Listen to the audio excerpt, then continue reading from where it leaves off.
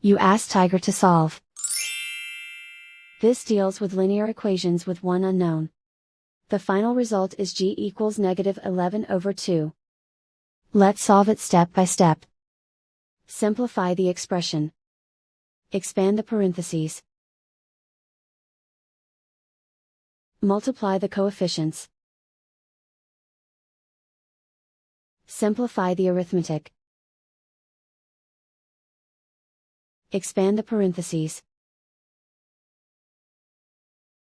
Group like terms.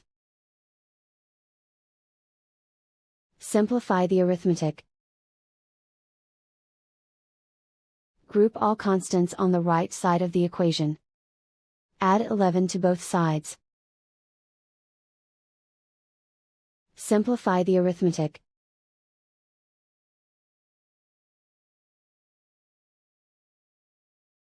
Isolate the m. Divide both sides by -2. Cancel out the negatives. Simplify the fraction. Move the negative sign from the denominator to the numerator. And so the final result is g equals -11/2.